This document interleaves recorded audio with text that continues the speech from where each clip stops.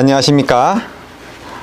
뉴스타트에서 올바른 식사 제6강 강의를 진행하도록 하겠습니다.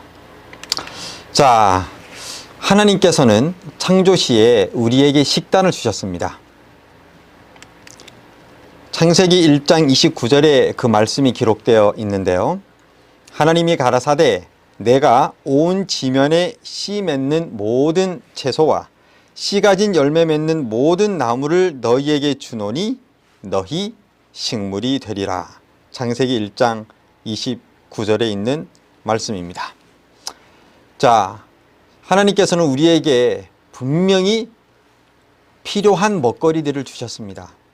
이 세상에서 어떤 물건을 만들 때 그 물건을 만든 사람은 그 물건이 최상으로 작동되도록 제품 사용 설명서를 만드는 것처럼 하나님께서는 우리 인간을 만드시고 체질을 아시는 우리 하나님께서는 인간에게 가장 좋은 제품 사용 설명서를 주셨는데 그것이 바로 성경책입니다.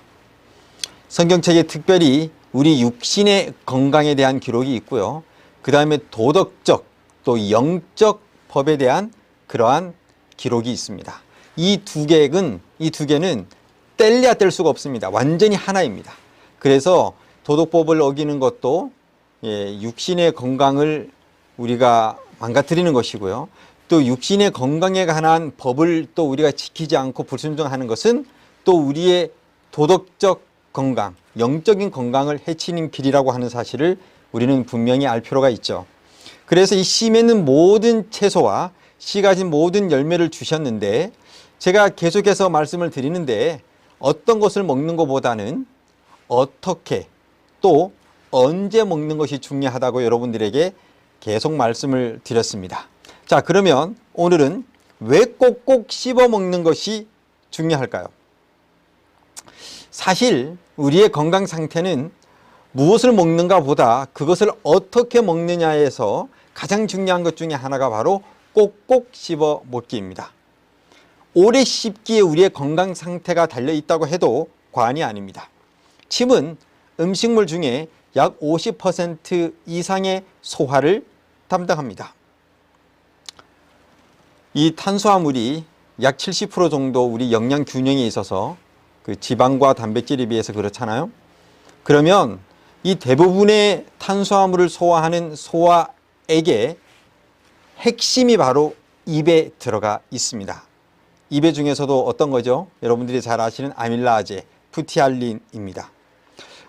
이 오래 씹기를 잘 하게 되면 뼈와 치아 조직도 튼튼하게 해줄 뿐만 아니라 이 꼭 오래 씹어 먹으면 이 뇌의 포만 중추가 자극을 받아서 과식을 하지 못하도록 우리가 과일식을 할 때 한 20분 이상 꼭꼭 씹어 먹는 이유도 비록 과일식은 금식의 한 종류지만 그것을 먹게 되면 포만 중추 신경이 자극을 받습니다. 오래 씹을 경우. 그래서 우리가 배고픔을 느끼지 못하게 되는 것입니다. 그래서 이 오래 씹기에 달려있다고 해도 과언이 아닌데 이 오래 씹기의 3대 기본 원칙은 오래 씹고 꼭꼭 씹고 잘게 씹기입니다. 우리가 아시는 것처럼 소화는 물리적인 기계적인 소화가 있고 화학적인 소화가 있는데요. 이 화학적인 소화에 있어서 가장 중요한 잘게 씹는 것, 이것이 바로 우리의 식기에 달려있다고 하는 사실을 우리가 꼭 기억해야 될 것입니다. 우리 이 침을 보게 되면요,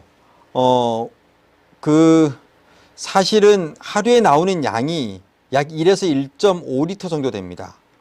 이것을 분당으로 환산하게 되면 0.001리터 정도가 되는데요. 우리가 이 턱밑샘, 그 다음에 귀밑샘, 그 다음에 침샘, 요 세 군데에서 침이 자극받아서 우리가 씹을 때 나오게 됩니다. 이렇게 해서 이 침샘이 약 1에서 1.5리터 정도의 양을 내는데 바로 이 녹말을 당으로 분리시키는 푸티알린이 혀에서 특별히 혀 및 샘에서만 나오기 때문에 우리가 꼭꼭 씹어 먹는 것을 아주 중요하다라고 말씀을 드릴 수가 있겠습니다. 여러분이 아밀라제, 바로 침의 주성분이죠. 그 다음에 거기에 이 전분, 특별히 당을 분해하는 소화 요소인 푸티알린 방금 말씀드렸습니다. 이 혀 밑에서만 나온다고 말씀드렸죠. 이것이 침에 들어있는 주요 소화 효소들입니다. 그런데 이것들 외에 많은 소화 효소들이 섞여 있고 또한 많은 물질들이 침에서 함께 나오고 있습니다. 그 대표적인 것들을 좀 보게 되면요, 지방분해 소화 효소도 침에서 어느 정도 나오고 있고요. 그 다음에 페록시다제라고 이 활성산소 제거를 하는 그러한 효소도 나오고 있습니다. 알부민, 입속 건조를 방지하는 거죠. 그 다음에 락토레린, 항균 작용. 그 다음에 여기 살균 작용. 그 다음에 노화 방지 호르몬. 그 다음에 위의 점막 보호를 위한 뮤신도 사실 침에 어느 정도 들어 있습니다. 그렇기 때문에 여러분들이 위장이 안 좋으신 분들이 있잖아요. 꼭꼭 씹어 드시고 그 다음에 침을 충분히 나올 수 있도록 해 주시는 것만으로도 여러분들이 소화를 돕고 또 위통을 줄이고 소화 이 기관을 건강하게 만들 수 있는 아주 좋은 방법입니다. 그렇기 때문에 더욱더 우리는 꼭꼭 씹는 것을 해야 되는 것이죠. 참 요즘에 이 인터넷 보면 먹방이라고 하는 것이 정말 많습니다. 빨리 먹기 대회 이런 것들도 좀 있어서 얼마 전에 제가 기사를 한번 봤더니 케이크가 목에 걸려서 발작을 일으켜서 사망했다는 기사도 있습니다. 정해진 시간에 많이 먹다 보면 너무 많이 먹어서 질식사가 되기도 하고 여러 가지 건강에 아주 안 좋은 영향을 끼치기 마련이죠. 그래서 사실 우리의 유튜브를 통해서 먹방이나 이런 빨리 먹기 대회가 상당히 많은 사람들에게 인기 컨텐츠가 되지만 우리는 그러한 것들을 따라가서는 안 됩니다. 다시 한번 말씀드리지만 이 세상의 모든 물건을 만든 사람은 그 물건이 가장 잘 작동되도록 제품 사용 설명서를 가지고 있다 그랬죠. 하나님께서는 우리가 이 세상에서 음식을 먹거나 생활을 할 때 가장 좋은 메커니즘으로 될 수 있는 것들을 마련해 주셨는데 그 중에 하나가 뭐다? 오래 씹기라고 하는 사실을 여러분 꼭 잊지 말으시기를 바랍니다. 자, 장수의 비결이 오래 씹기입니다. 이게 씹을수록 건강해진다라고 하는 이 책자에 보게 되면요, 일본 막부 시대의 초대 장군인 이 도쿠가와 이에야스라고 하는 분이 있습니다. 당시의 평균 40세였던 이 시대에 이 사람은 76세까지 장수를 하였습니다. 그래서 이 장군의 건강 비법이 이 책에서 기록이 되었는데요, 그가 죽기 전에 남긴 건강 10훈이 있습니다. 이 건강 10훈을 보게 되면 그중 첫 번째가 한 번에 48번 씹기를 강조하고 있습니다. 결론적으로 이 사람이 이렇게 그때 당시에 장수를 하면서 보니까 나의 장수의 비밀이 무엇일까? 바로 생각할수록 그것은 무엇이었다? 오래 씹기였다. 오래 씹을수록 건강해진다라고 하는 이 사실을 분명히 이 사람은 이 책에서 이야기를 하고 있습니다. 또 이 오래 씹기의 유익이 무엇일까요? 여러분, 아밀라제라고 불리는 효소 중에 루미노코카세라고 하는 것이 있습니다. 이 효소가 많을 때 자, 다시 씻겠습니다. 예.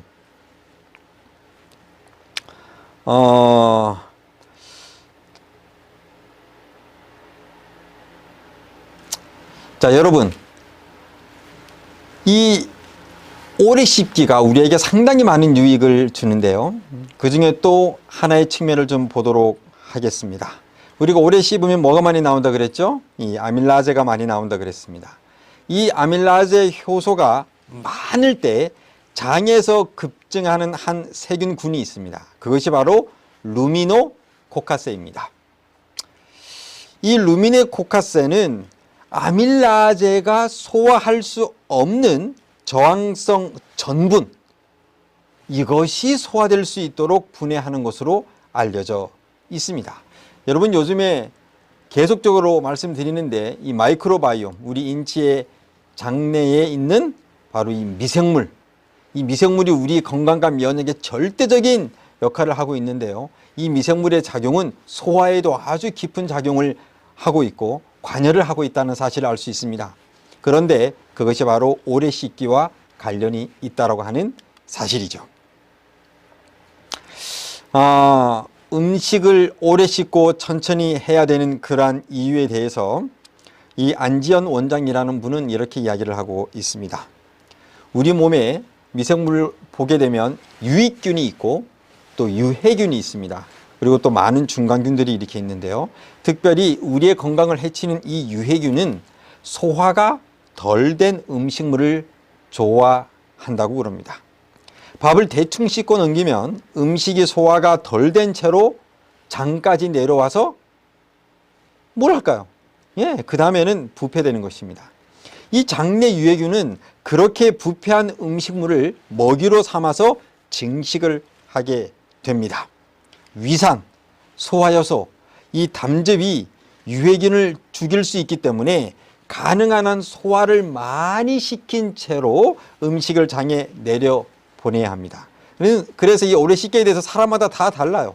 어떤 사람은 30번, 어떤 사람은 50번, 심지어 어떤 사람은 100번까지 이야기하고 있습니다. 그러나 그것은 정형할 수 없는 게 어떤 음식을 먹느냐에 따라 또 달라질 수가 있기 때문입니다. 우리가 현미를 먹을 때는 좀 오래 씹어야 되겠죠, 그렇죠? 그래서 중요한 것은 우리가 충분히 잘게, 또 오래 씹어서 아밀라제가 충분히 나오도록 하는 것이 장내 마이크로바이옴, 이 미생물 생태계에도 매우 좋다라고 하는 사실을 알 수가 있습니다. 여러분, 우리 위장 관리를 정말 해야 됩니다. 위장 관리가 사실은 우리의 두뇌 관리하고 같은 의미를 가지고 있습니다. 이 위장에 음식이 들어가게 되면 두뇌는 소화를 시키려고 계속해서 일하고 다른 어떤 것에 집중을 할 수가 없습니다. 공부를 하기에도 이 뇌를 쓰는 그런 것들을 사실 하기 힘듭니다. 그 이유는 이 위장과 이 뇌가 밀접하게 연결이 되어 있고 이 뇌는 바로 위장이 쉴 때 함께 쉬고 그 다음에 다른 일들을 할 수 있기 때문입니다. 자, 그런데 여기 보게 되면 위장 관리가 정말 중요한데 우리가 하루를 살아갈 때 필요한 그 음식의 양이 있습니다. 그런데 그 이상 음식이 들어오게 되면 모두 우리 인체 기계를 막히게 한다라고 음식물과 식생활에 보내는 권면에 기록이 되어 있습니다. 그리고 위장은 들어온 음식을 계속해서 처리하느라고 아주 지쳐 있습니다. 그러면 그렇게 계속 하루 종일 하다가 이 지치게 되면 노곤한 느낌이 되는데 이때 사람은 이것이 배고픈 것으로 착각을 합니다. 그래서 조금 출출한데 다시 좀 음식을 좀 먹어야 되겠다. 음식이 땡긴다 라고 이렇게 사람들이 생각을 해서 이미 지칠 대로 지친 이 위장 안에 또 다른 음식을 집어넣게 되는 것이죠. 이 악순환입니다. 이래서 또 야식을 하게 되고 또 밤새 위는 쉬지 못하고 과로하게 되고 그래서 우리의 인체는 점점 육적인 건강뿐만 아니라 이 도덕적 또 영적인 건강까지도 망가지는 메커니즘을 가지고 있습니다. 특별히 저녁 과식, 이 저녁 야식이 왜 안 좋을까요? 위장이 가장 지치는 시간대가 오후 7시에서 8시 정도라고 이야기를 합니다. 8시 이후에는 위산이 거의 나오지 않습니다. 소화가 잘 되지 못한 이 탄수화물과 지방과 단백질은 바로 이 위 안에서 또 장 안에서 부패될 가능성이 매우 높습니다. 저녁 시간에는 또한 아침에 비하면 이 소화를 위한 염산이 10분의 1밖에 나오지 않습니다. 저녁에 소화되지 않는 음식들은 우리 몸을 공격하게 되고 우리 몸에 이물질이 되어 백혈구의 적이 되는 것이죠. 잠자는 동안에 위, 소화기관도 반드시 쉬어주도록 해야 되는 것입니다. 이것이 인간의 생체 시계를 따라 살아가는 우리들의 지혜가 되는 것입니다. 그래서 여러분들이 저녁 과식, 야식을 줄이셔야 될 것입니다. 하지 않으셔야 됩니다. 그래야 여러분들이 이 온전한 건강을 다시 회복할 수 있기 때문에 그렇습니다. 여기 또 음식물에 보내는 권면 101쪽에 보게 되면요. 자신들이 위장에 넣어둔 음식을 처리해야 하는 불필요한 작용에 저희는 생명력을 소모시킨다. 자, 이 책을 보게 되면 우리의 생명력이 언제 소모된다고요? 불필요한 초과된 그러한 음식물을 처리하기 위하여 우리의 생명력이 소진된다라고 이야기를 하고 있습니다. 그 결과로 우리의 위장은 약해지며 소화기관들은 점점 나빠지고 뒤따르는 모든 불행과 더불어 질병들이 초래한다라고 기록을 하고 있는 것이죠. 여러분, 다시 한번 강조합니다. 위장 관리는 우리의 두뇌 관리, 또 한 단계 더 나아가서 우리의 영성 관리와 밀접하게 연결이 되어 있다고 하는 사실, 특별히 창조주 하나님을 우리의 창조주로 믿고 그분이 우리에게 최대의 유익을 위한 그 제품 사용 설명서로 기록해 주신 그 성경의 말씀을 잘 실천하는 우리들은 정말 이러한 건강 법칙들을 잘 지켜야 할 것입니다. 자, 여러분, 또 이제 간식을 왜 하면 안 될까요? 우리가 식사를 규칙적으로 먹는 것이 매우 중요하다고 말씀을 드렸습니다. 근데 간식을 하게 되면 또 우리의 몸에 어떤 일이 이루어지게 될까요? 우리가 이제 가정과 건강 45쪽에 있는 말씀을 보게 되면 과자류나 견과나 과실이나 그 밖에 어떤 종류의 식물이라도 간식은 하지 말아야 한다라고 이야기를 하고 있습니다. 불규칙한 식사는 소화기관의 건전한 활동을 파괴하고 건강과 활력을 없애버린다라고 기록을 하고 있습니다. 여러분, 사실 우리의 소화기관은 음식을 소화하기 위해서 스스로 준비하는 시간이 필요합니다. 입안에서 타액을 준비하는 일로부터 시작을 해서요, 전 소화기관에서 적당한 양과 적당한 강도의 이 소화액을 준비해야 되는데, 이러한 과정에 있어서 인체는 막대한 화학적, 물리적 에너지를 소모하게 됩니다. 만일 우리가 정확한 시간에 식사하는 습관을 배양한다면 인체는 우리의 식사 시간에 맞추어서 정확한 시간에 음식물의 어떤 소화를 위해서 모든 인체의 작용들이 일어나게 될 것입니다. 그러나 그것이 불규칙적이게 되고 아주 간식들이 들어와서 자주 이루어지게 되면 우리의 인체가 약해지고 소화력은 점점 나빠지게 될 것입니다. 자, 그래서 이 간식하는 사람들을 실험을 좀 해봤습니다. 세 사람을 좀 실험을 해봤는데요. 미국 질병통제예방센터에서 조사한 내용에 따르면 성인 4명 중에 1명이 업무 공간에서 매주 1300칼로리의 간식을 섭취하고 하루 권장량의 2분의 1 혹은 3분의 2를 간식으로 섭취한다고 합니다. 그래서 얼마 전에 생로병사의 비밀에서요, 이 간식 대상자를 상대로 건강 지표를 만들었습니다. 한눈의 지표라는 것을 만들어서 산화 스트레스, 염증 스트레스, 이 대사 스트레스 지표를 만들었습니다. 이제 세 사람을 이렇게 했는데요. 이 세 사람이 그 선택되어 있는 위치를 여러분들 한번 좀 잘 보시기 바랍니다. 건강한 단계, 위험한 단계, 만성질환 단계. 자, 그런데 첫 번째 사람도 보게 되면 이게 만성질환 단계가 되겠습니다. 두 번째 사람도 마찬가지죠. 세 번째 사람도 마찬가지입니다. 거의 다 비슷하죠, 그렇죠? 그렇기 때문에 이 생로병사의 비밀에 참가한 이 사람들을 실험을 했을 때 이 사람들이 간식을 주로 먹었는데 결국에는 여러분들이 보시는 것처럼 염증, 또 대사 스트레스, 산화 스트레스가 아주 높고 건강에 적신호가 켜지는 것을 우리가 보게 됩니다. 여러분, 간식을 먹을 때 주로 어떤 음식을 많이 먹나요? 바로 단 음식을 여러분들이 많이 먹게 되죠. 근데 이 단 음식은 정말로 적게 먹을수록 좋습니다. 왜냐하면 이 단 음식들이 결국에는 위장 안에 들어오면 혼란을 일으키고 또 그 사용에 습관된 사람들에게는 성격적으로 성급함과 초조함을 조성하기 때문이라고 음식물에 관한 권면에 기록이 되어 있습니다. 여러분, 이렇게 음식은 어떻게 먹느냐가 매우 중요합니다. 아무리 좋은 음식도 간식으로 섭취하게 되면 그것을 통해서 우리가 얻을 수 있는 유익보다 이룰 수 있는 해가 많다라고 하는 사실을 꼭 기억하셔야 됩니다. 이 뉴스타트는 무엇을 먹느냐가 아니라 언제 어떻게 먹느냐를 통해 우리의 육적이고 또 영적이고 도덕적인 건강을 온전히 회복하여 하나님께 영광을 돌리고 하나님의 뜻인 이 사랑을 실천하고 수많은 사람들에게 봉사하는 건강한 육체를 가지는 것이 바로 최종 목적이라고 말씀드릴 수 있겠습니다. 여러분, 과일은 어떤가요? 여러분들이 과일을 좋아하시잖아요. 모든 사람들이 과일 건강에 좋다는 거 다 압니다. 그러나 이 과일 또한 언제 먹느냐, 이것이 되게 중요합니다. 식후에 과일을 먹게 되면 우리 몸을 삼중으로 망친다라고 기록을 하고 있습니다. 얼마 전에 헬스조선에 나온 것입니다. 이것을 보게 되면 식후 과일을 하게 되면 소화가 잘 될 것처럼 여러분들이 생각해서 그렇게 드실 거 아닙니까? 그러나 이 식후 과일은 이미 윗속에 차 있는 그러한 음식물들을 부패시키고 또 가스를 만드는 주범이라고 이야기를 하고 있습니다.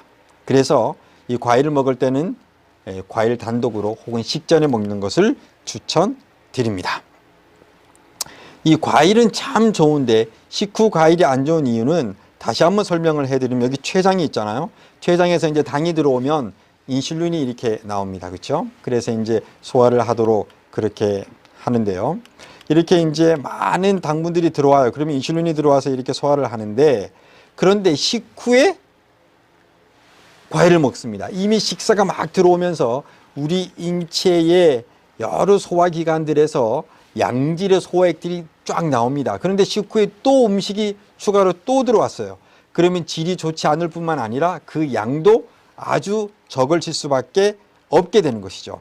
그렇게 되면 어떤 일이 벌어집니까? 여러분들이 먹었던 이 당은 결국에는 지방으로 바뀌어서 우리의 세포 속에 저장이 되게 되는 것입니다. 그래서 뱃살의 원인이 되기도 하고 또 고지혈증의 원인이 되기도 하고 또 비알코올성 지방간의 원인이 되기도 하고 소화불량의 원인이 되기도 한 것입니다. 그래서 여러분들이 위장 관리를 하는 것이 뉴스타트의 핵심인데 이 위장 관리를 잘하는 방법 중에 하나가 또 두 끼 식사가 있습니다. 하루 세 끼가 내 몸을 망친다라는 이 일본의 아시하라 유미 작가는 이 책을 통해서 왜 두 끼 식사를 해야 되는지를 이야기하고 있습니다. 두 끼 식사를 했을 때 질병들이 신속하게 회복되고 피곤함이 줄어들고 아침에는 밥맛이 좋고 두뇌가 총명해지고 의지력이 강해지고 면역력이 강해지고 몸이 가벼워진다라고 이야기를 하고 있습니다. 살 빼시고 싶은 분들 다른 것보다 가장 좋은 것은 하루에 두 끼 식사를 하시면 됩니다. 그래서 여러분들이 간헐적 단식이라고 요즘에 상당히 유행을 하고 있지만 여러분들이 하루 이식을 하면서 16시간 이상 이 위를 비워주되 아침 식사는 꼭 하시고 저녁 시간을 간식으로 그렇게 단식으로 다시 짓겠습니다. 요즘에 간헐적 단식이라고 해서 16시간 위장을 비우는 그러한 것들을 사람들이 많이 하고 있습니다. 그런데 여러분들이 아침 식사는 잘 하시고 저녁 시간에 위장을 비움으로 여러분들이 정말 건강이 더 회복되고 또 좋아지는 그러한 여러분들이 되기를 바랍니다. 좋은 음식 올바른 식사 책에 보게 되면 이 책을 기록한 사람이 이렇게 이야기하고 있습니다. 나는 40년 이상 두 끼만 먹었다라고 기록을 하고 있어요. 40년 이상 두 끼만 먹었습니다. 그 이유가 뭘까요? 하나님께서 우리의 뇌신경을 보존해 주시기 위하여 하나님의 일을 행하실 것이다. 그러나 우리가 할 일은 뭐예요? 과식을 하거나 음식을 많이 먹거나 자주 먹어서 우리의 뇌신경이 지칠 대로 지쳐서 선악을 분별하지 못하도록 둔감해지는 그런 상황에 우리 자신을 두는 것이 아니라 우리가 해야 할 몫은 음식을 적절히 먹고 또 적당히 먹는 습관을 통해서 우리의 몸을 최상의 상태로 유지할 때 하나님께서는 우리의 뇌신경을 보존해 주실 것이다 라고 이렇게 이야기를 하고 있습니다. 성경에도 보게 되면 저녁과 아침에 하루에 두 끼 먹은 그러한 내용이 사실 기록이 되어 있습니다. 성경의 이스라엘 문화권, 유대인 문화권을 보게 되면 보통 10시, 11시쯤 아침 식사를 한 것 같고요. 저녁은 3, 4시쯤 한 것 같은데 이게 음식을 사실 정형화하기는 쉽지 않습니다. 그 나라의 환경과 또 생활 패턴과 또 라이프 스타일과 그 다음에 그 사람들의 직장과 다 직업과 다 연결되어 있기 때문에, 그러나 중요한 것은 우리가 어떤 것에 적응이 되든지 간에 우리의 뇌신경이 최적의 상태로 유지될 수 있도록 우리의 위장 관리를 잘 하는 것이 바로 포인트라고 여러분들에게 말씀을 드릴 수 있겠습니다. 그래서 이 음식물을 가지고 여러분들이 다른 사람들을 공격하거나 비평하는 데에는 쓰지 말으셔야 됩니다. 제가 이 말씀을 드리는 것은 이렇게 똑같이 하라가 아니고 기본 컨셉을 가지고 여러분들의 삶에 이것을 적용해서 정말 영적이고 또 도덕적이고 신체적인 건강을 이루라는 그러한 의미로 여러분들에게 말씀을 드리는 것입니다. 질병이 있는 사람에게 또다시 두 끼 식사를 추천하는데요. 그 이유는 소화할 때 여러분 위가 이제 음식이 들어오잖아요. 그러면 뇌가 이 소화를 하는 데 있어서 모든 신체 에너지가 집중합니다. 에너지를 많이 써요. 그런데 우리가 두 끼 식사를 하게 되면 한 끼를 안 먹게 되죠. 그러면 그 기간 동안 소화하는 데 쓰여졌던 많은 에너지들이 결국에는 우리 인체의 질병을 치료하는 데 쓰여질 수 있기 때문입니다. 세포가 건강해지고요. 세포 간 소통이 원활해지고 또 염증이나 바이러스, 세균 등의 그러한 면역 체계가 아주 강해지게 됩니다. 그래서 어떤 말도 있어요. 어떤 유튜버가 이런 말을 했습니다. 산삼보다 더 좋은 두 끼 식사. 여러분들께서 질병이 있다면, 어떤 병을 회복시키기 원한다면 적절한 시간대에 이 두 끼 식사를 꼭 좀 해보시기를 바랍니다. 여러분, 식사 후에 하지 말아야 할 것이 있습니다. 여러분들이 잘 아시는 것처럼 물 마시기, 그렇죠? 식사 후에 또 물을 맞게 되면 소화액이 묽어지겠죠, 그렇죠? 그래서 물은 식전 30분, 그 다음에 2-3시간 이후 식후에 그렇게 드시면 좋습니다. 그 다음에 식후에 또 잠은 별로 좋지 않습니다. 왜냐하면 우리가 잠을 자려고 하면 우리 인체 기관도 거기에 따라 쉬려고 하는데 위장에는 음식이 들어가 있어요. 그러면 여러분 어떻게 될까요? 안 좋겠죠, 그렇죠? 그래서 여러 가지 부패 그런 것들이 이루어질 수 있고 소화도 잘 안 될 수 있습니다. 그 다음에 이 커피 마시기, 여러분 이런 것들 더 이상 제가 이야기 안 해도 될 것입니다. 입안이 개운해지고 또 소화가 잘 될 것 같은 그런 느낌이 있지만 이 커피의 카페인이 위산을 촉진시키는 것으로 알려져 있습니다. 그래서 식도염을 유발시킬 가능성이 매우 큽니다. 그리고 가장 중요한 것은 식후에 커피를 마시면 철분의 흡수를 방해하게 됩니다. 자, 그래서 커피를 마시는 것을 여러분들에게 자제를 부탁드리고요. 식후에 과한 운동을 하게 되면 또 좋지가 않고 디저트를 먹고 또 스트레스 받는 이런 모든 것들은 사실 좋지 않습니다. 자, 얼마 전에 US 뉴스지에 나온 한 기사를 여러분들에게 소개해드리고 오늘 강의를 마치도록 하겠습니다. 여기 보게 되면 100살까지 사는 데 있어서 삶의 10가지 팁이라고 이렇게 이야기를 하고 있는데요. 세계적인 월간지죠. 뉴스앤월드 리포트에 2009년 10월호에 이렇게 기록이 되었습니다. 자, 100세를 살 수 있는 장수 비결, 그 첫 번째가 은퇴를 하지 말라는 것입니다. 두 번째가 치실을 매일 하라. 그 다음에 세 번째가 운동을 하라. 네 번째가 섬유질이 풍성한 아침 식사를 해라. 다섯 번째가 하루에 6시간씩 자라. 그 다음에 여섯 번째가 통곡류. 이 콩을 포함해서 많은 통곡류를 먹어라. 그 다음에 일곱 번째가 뭐예요? 근심, 걱정을 적게 하고 하지 마라. 자, 여덟 번째가 좋은 습관을 기르라 라고 이렇게 되어 있습니다. 자, 그런데 아홉 번째가 정말 좀 특별한 것이 나왔습니다. 재림교인처럼 생활하라고 되어 있습니다. 우리 재림교인들은 사실은 성경에 기록되어 있는 모든 것들을 있는 그대로 받아들이는 그러한 교리를 가지고 있습니다. 지금도 다른 어떤 교단에서 성서적인 기별이 우리가 알지 못하는 것이 밝혀지면 우리는 언제든지 그것을 받아들일 마음의 준비가 되어 있고 교리적으로도 그렇게 오픈되어 있다고 하는 사실입니다. 지금까지 우리는 이 건강법칙에 대해서 성경에 기록하고 있는 그러한 법칙들을 최대한 순종하고 따라가고 있습니다. 이것이 습관이 되어서 미국에서는 재림교인 하면 건강 생활을 준수하는 사람이라고 하는 그러한 인식이 있기 때문입니다. 그 다음에 이웃과 친하게 지내라입니다. 여러분, 오늘 말씀을 마치면서 여러분들께서 이 음식은 이 뉴스타트의 건강을 여러분들이 유지하기를 원한다면 올바른 식사법을 알아야 된다라고 다시 한번 말씀을 드립니다. 몸에 좋으니까 이것을 막 먹거나 과식으로 먹거나 간식으로 먹거나 또 막 이렇게 여러 가지 정제해서 이렇게 먹는 것은 사실은 좋지 않습니다. 하나님께서 우리에게 주신 그러한 통곡류를 있는 그대로 먹으면서 꼭꼭 씹어 먹고 그 다음에 간식이나 과식이나 또 야식 이런 것들을 여러분들이 잘 지키면서 언제 어떻게 먹느냐를 잘 실천한다면 우리의 몸은 자동적으로 치유가 시작되게 될 것이고 우리의 신체적, 영적, 또 도덕적 건강은 좋아지게 될 것입니다. 감사합니다.